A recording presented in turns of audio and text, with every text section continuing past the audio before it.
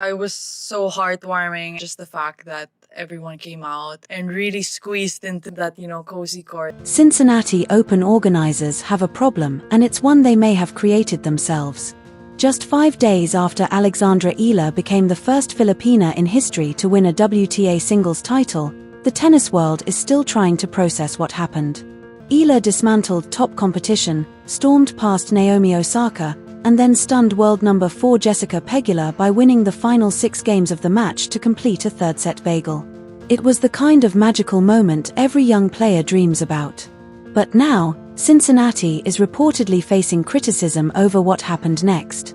According to reports surrounding the leaked order of play, Eala could be assigned to a secondary court that would struggle to accommodate even half the fans she just attracted in Toronto. The marketing department has been promoting her alongside names like Aryna Sabalenka, Carlos Alcaraz, and Iga Swiatek. But if the reports are accurate, the scheduling department may not have received the memo.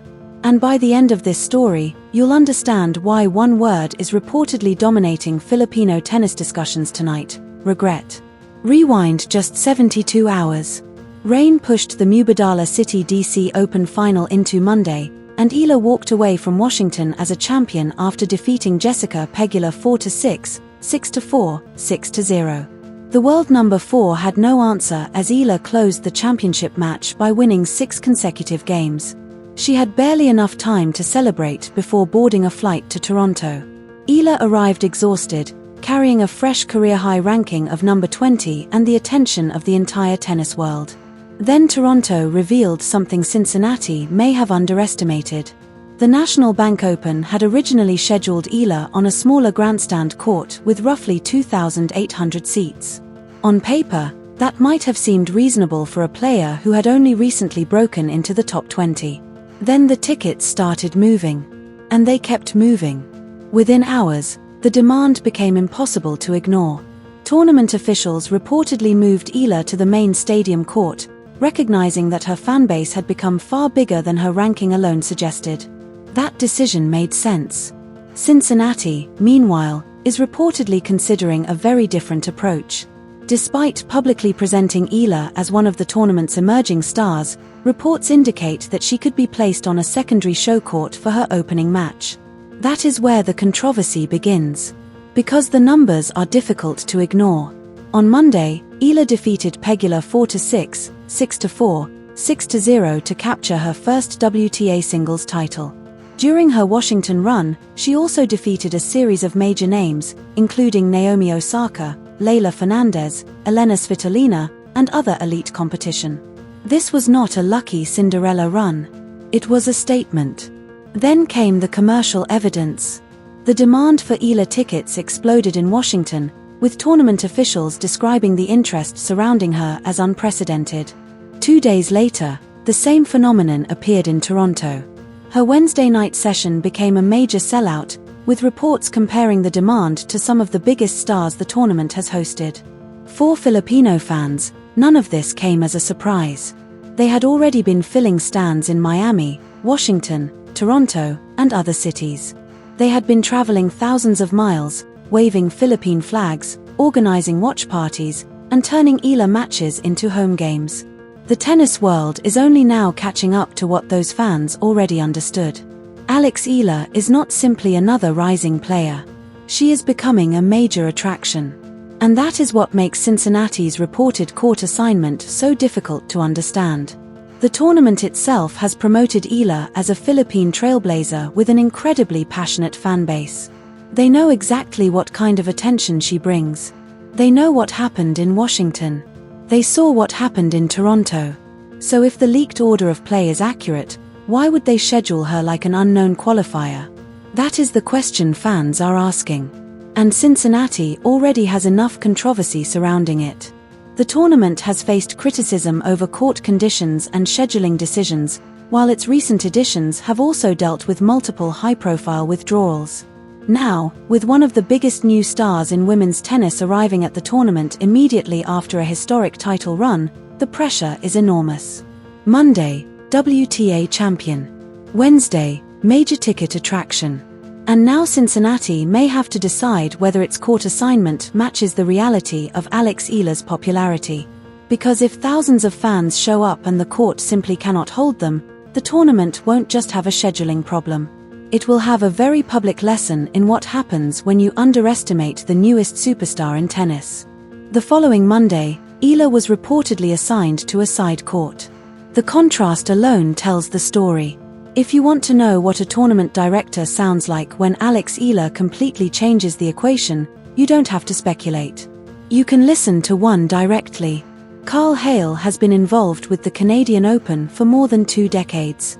As a decision-maker at one of the WTA Tour's biggest events, he certainly doesn't have to publicly justify every scheduling decision. He also doesn't have to admit when a scheduling plan needs to change.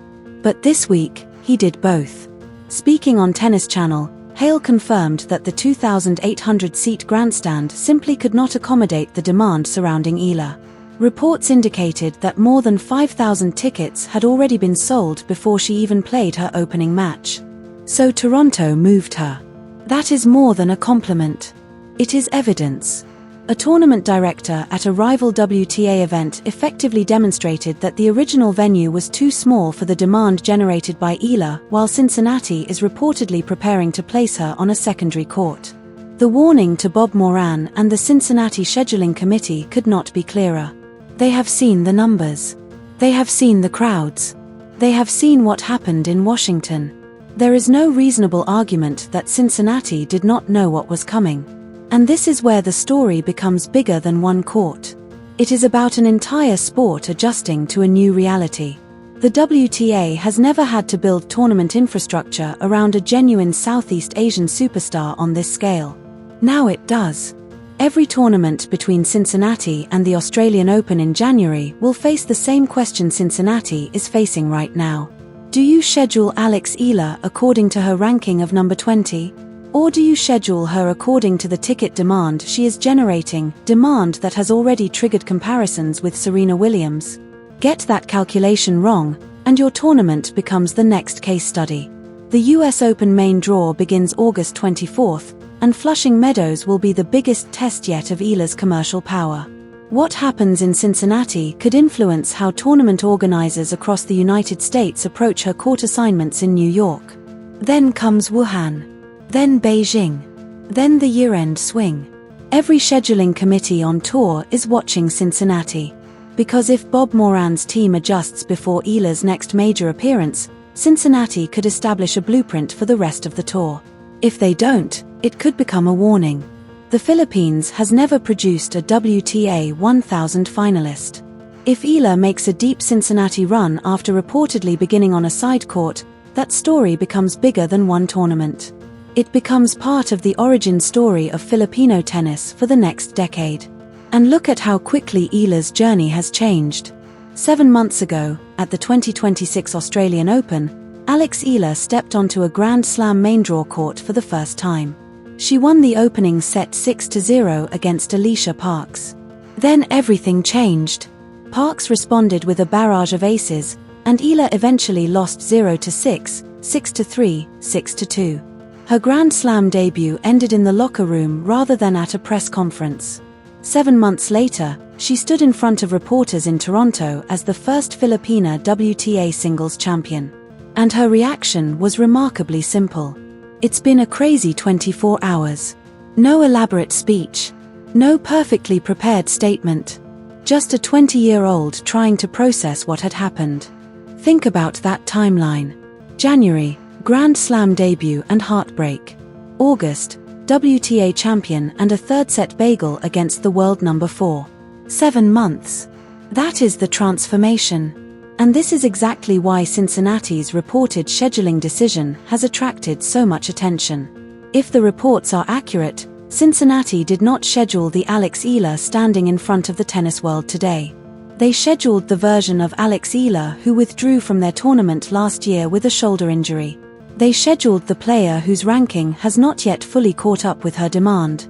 They promoted her as a trailblazer and a star, but may now be treating her like an afterthought. 2,800 seats versus more than 5,000 tickets. A Wednesday night sellout generating Serena comparisons. A world number 4 defeated in a WTA final. And now a reported side-court assignment that another tournament has already shown can be changed when demand explodes. The tournament that missed the memo may soon learn what Filipino fans have been saying for months. The rankings are a lagging indicator. Alex Eala is not. Now it's your turn. Drop your prediction in the comments.